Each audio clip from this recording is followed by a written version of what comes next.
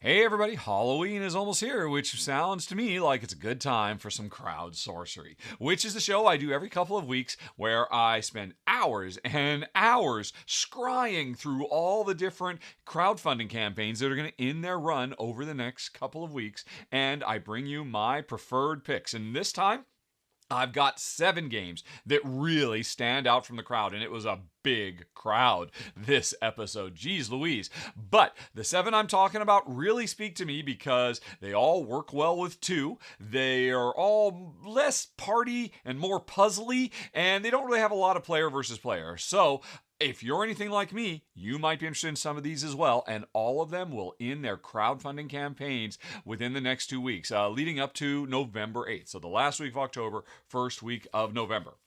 Right, so without any further ado, let's start talking about them, beginning with Rone Invasion.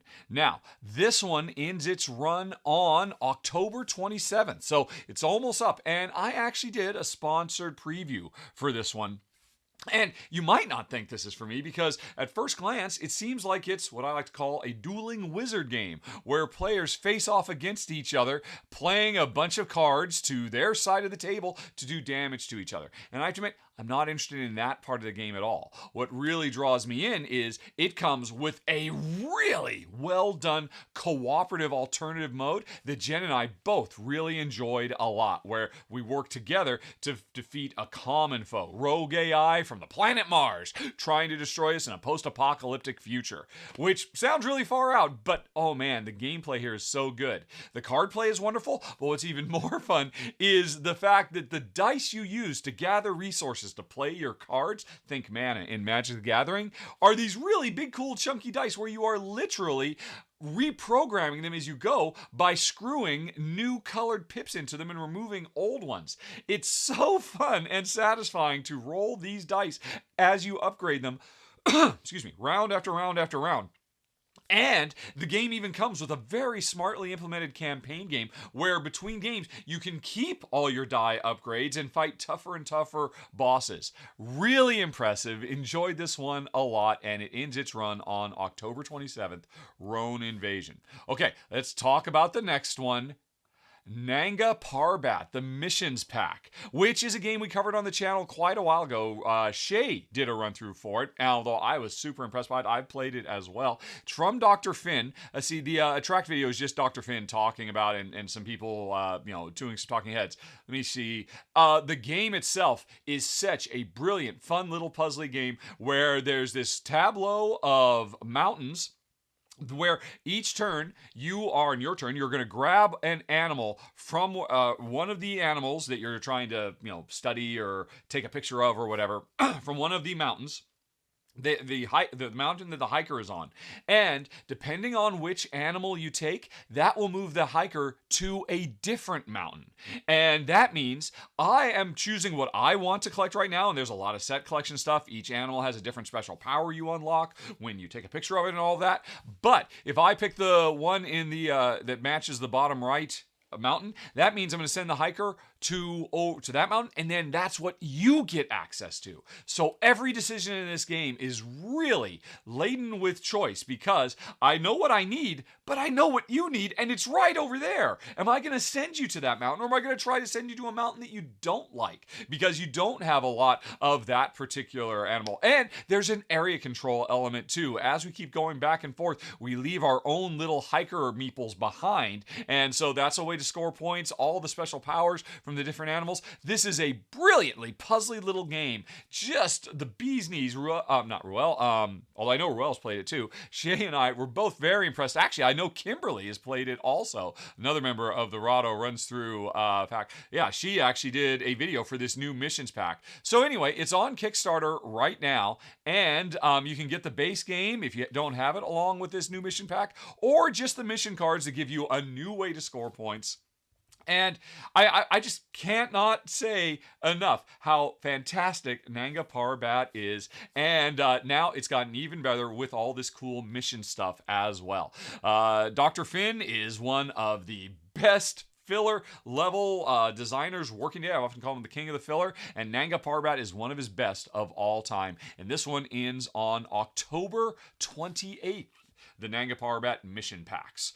Okay, let's go on then. Now, this one is very unique, I have to say. It's the Turczi Junior promo pack, which I'll admit, folks, Dave Turczi, design superstar in the industry these days, I consider him a friend. In fact, I actually even kind of helped him get his start in the board game designing industry. And he has gone on to do some of the best crunchy games of the last few years. And as much as anything else, I wanted to call this one out, which ends on October 31st, on Halloween, to say congratulations publicly to Dave.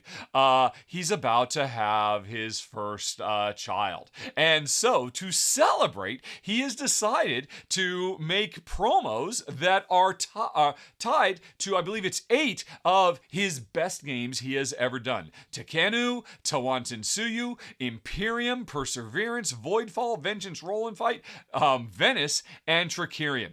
And you can get all of them, this group of 8 promos, for a low price, and help him and his wife ring in the birth of their first child. And I just think that's wonderful. Now, I know some people might look at this and say, well, yeah, I love Turczi games, but I only have 2 of these. What am I going to do with the other 6 promos? Well, folks, bear in mind, this is less about getting the promos and more about, if you're a fan of Turczi, if you like him and what he's done, this is an opportunity to celebrate the most important moment of his life with him and give him a little bit of support, because he's gonna need it with having a brand new kid.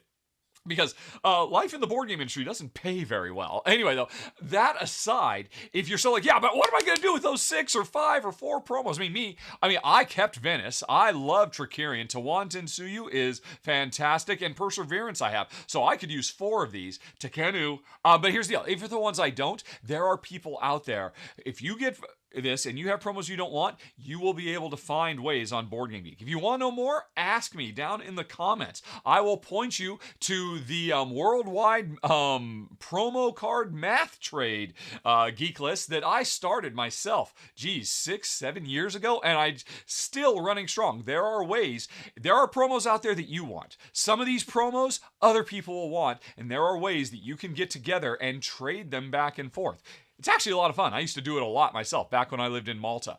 But anyway, again, this was less about the promos. It really is. And more about saying congratulations to Dave and Norley and Junior. And so I just wanted to call out, this is just so sweet and charming, the Turczi Junior promo pack, which closes on October 31st. Okay, after that, we've got Gathering Gloom. One I did a sponsored preview for, and I really liked this cooperative worker placement deck building game that does a lot of really cool and interesting new twists with the way it handles these, especially the deck building. This game is deck building on turbo speed. You have more control over your deck of cards and how you expand it than just about any other deck builder I've ever seen. And it's just in time for Halloween. It ends on October 31st.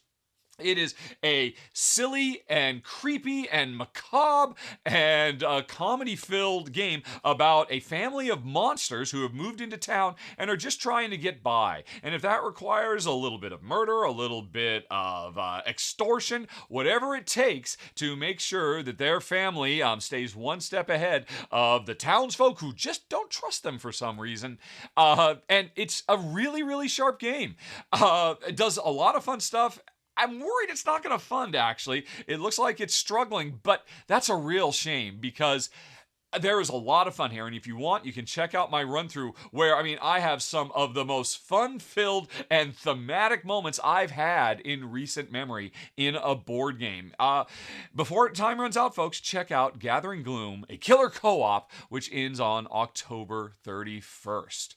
Okay, then we move on to the next one.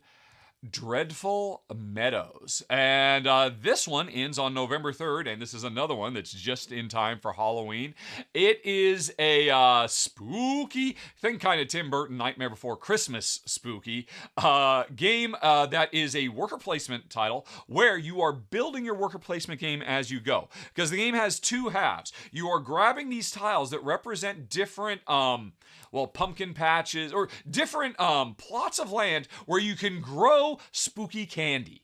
And so as you grab these tiles and build up your own little gardens where you're going to grow the candy, which is the resource you use to buy more tiles, you then send your little spooky farmers, little gremlin-y ghost things out, and wherever you place them, that spawns more candy on all the adjacent spaces. And then you harvest those candy to be able to buy more tiles. And on top of that, you can build big super workers, harvesters, that once you put them down, if you put your workers next to the harvesters, they will do super production chains. And the game looks gorgeous. It seems nice and fast-paced and puzzly. Really lovely components.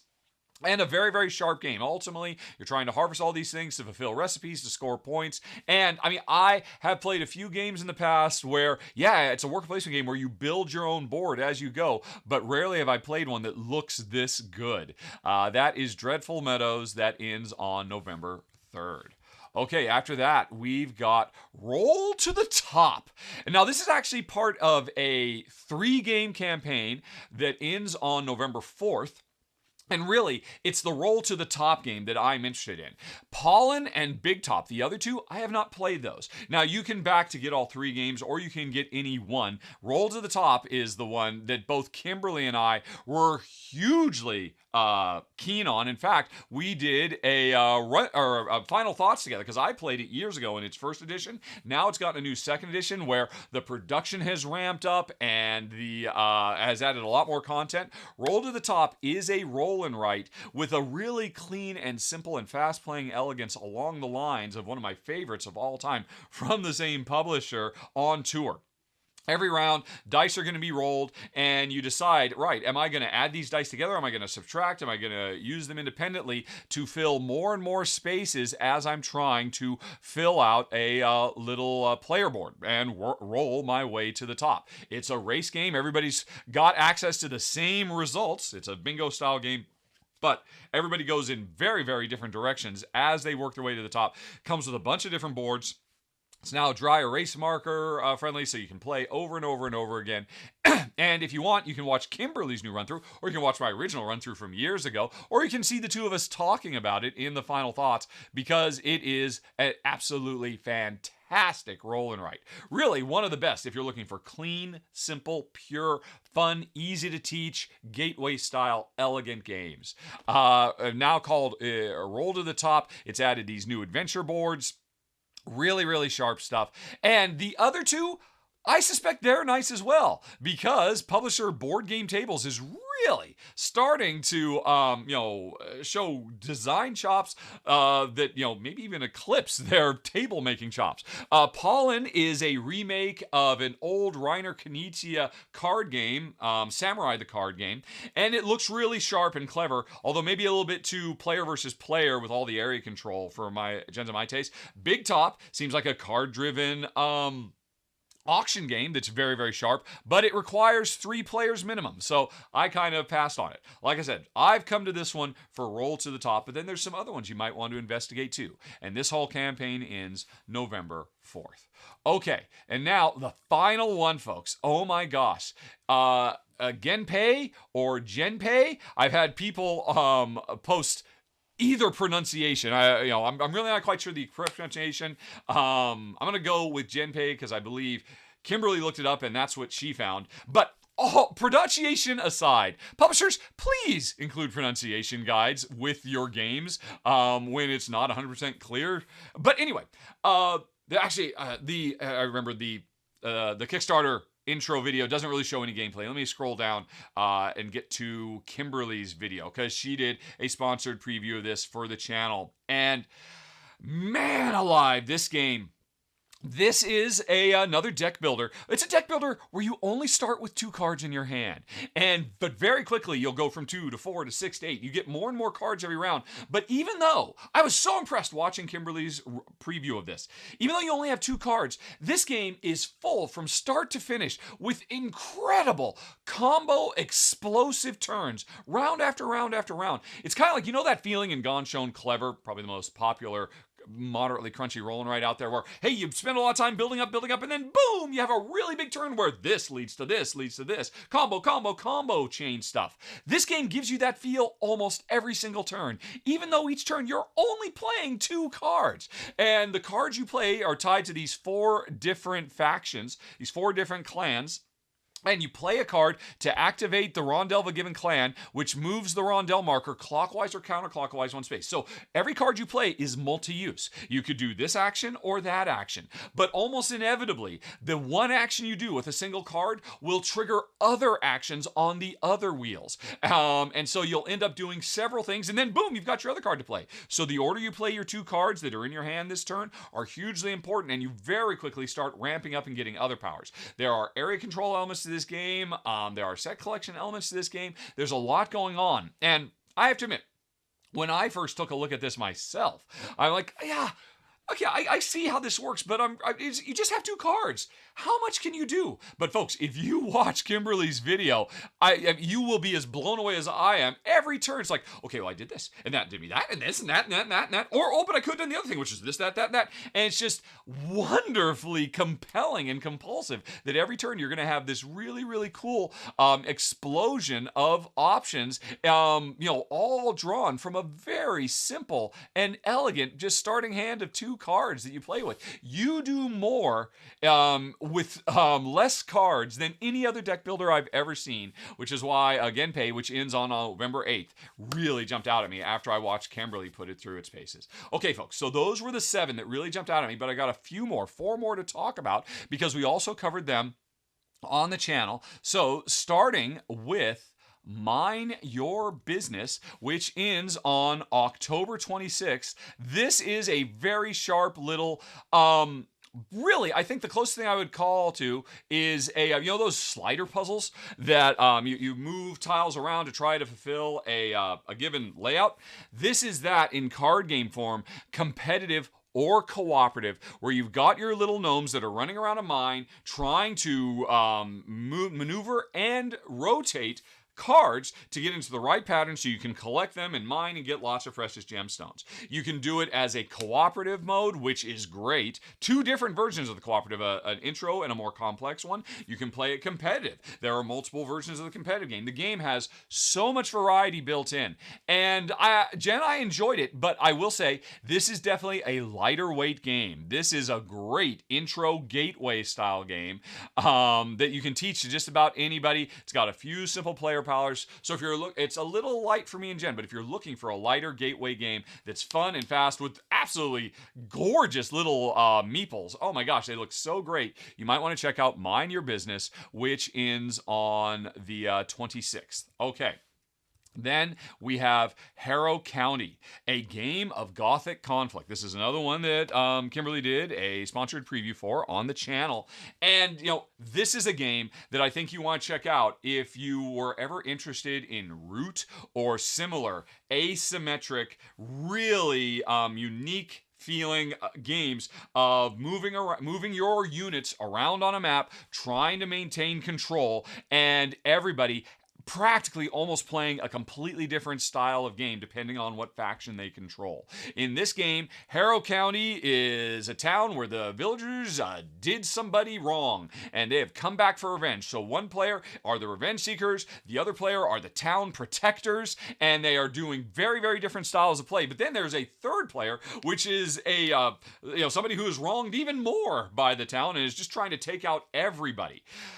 I watched Kimberly's video, and really, this is its own unique beast. It has so many really cool mechanisms, including just about the coolest cube tower conflict resolution box implementation I have ever seen. And yeah, if you like Root or the idea of Root, but maybe you're looking for something that plays a little bit faster, is a little bit easier to get into, then you might want to check out Harrow County. It is all about conflict. It's not my jam, but I cannot deny just how brilliant the design is. And this is from the same team that did Mind Management, which, as I said at the time, is the greatest hidden movement game of all time because it did so many cool, new, interesting, quirky, offbeat ideas. And they're doing the same thing, bringing a very popular graphic novel series, Harrow County, to cardboard form. And again, it ends on October 28th. You can check out Kimberly's preview to learn more.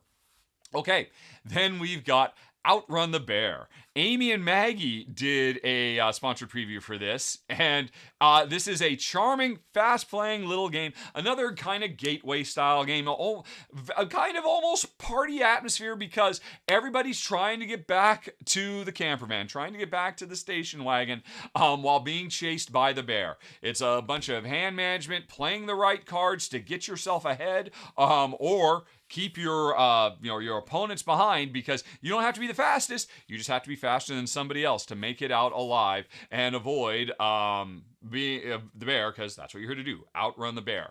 The game players can actually kind of work together, but at the end of the day, it is a cooperative game. And Amy and Maggie did a wonderful preview. It's just fun. It's light. It's silly. It ends on November 3rd. Outrun the Bear. And finally, we've got 14 Frantic Minutes. Let me go ahead and find my video. I did a preview for this. And oh man, if you want to watch me literally melt down on camera, because I did it. This is a real-time puzzly game of polyomino-style tiling, where we are trying to escape from a mad scientist laboratory by hacking out doors to open them up, by creating completed chains. This was like the second one or third one I did in my playthrough. Circuit chains to try to open the door and move on to the next room. The rooms start out fairly simple. And it's interesting, this game is near infinite replayability because it always has, every time you play, it's a unique combination of rooms and patterns that you have to create with the same collection of polyomino tiles, and you are racing against the clock to do this. The whole game is going to start to finish. If you win, you will have done it in under 14 frantic minutes, because on average, you get about 2 minutes per room. Although sometimes you'll get through a room in 30 seconds. Sometimes a room will make you scratch your head for 3 or 4 or 5 or 6 or 7 or 8 minutes. And that's what happened to me. It seems so simple. I made it look so simple in this room that I did. But oh my gosh, as it goes on and you feel the tension, it just gets super crunchy and very challenging in the best possible way. For me and Jen, it was almost too much. So you have to really enjoy high-stress, super puzzly sequences to get into this game. For Jen, it was a little bit too much tension-filled. And I have to admit, again, if you want to see that tension play out, watch me melt down as I start to do some of the tougher rooms, and I can't quite puzzle it out. It's a lot of fun if that's what you're looking for. It ends its run on November 4th, and yeah, it gives exactly, this is total truth in advertising, 14 frantic minutes. And that's it, folks. Another crowd sorcery has been successfully sorcered. So, thanks as always for watching. Have a very nice day. Talk to you later. So long. Bye-bye. And click a thing. Click a thing. There's all the things. They're just going to be here for, 10 seconds now? You've got 10 seconds? 9, 8, 7. I don't have a timer. I'm running out. 4, 3, 2, 1, 0. -1. -2.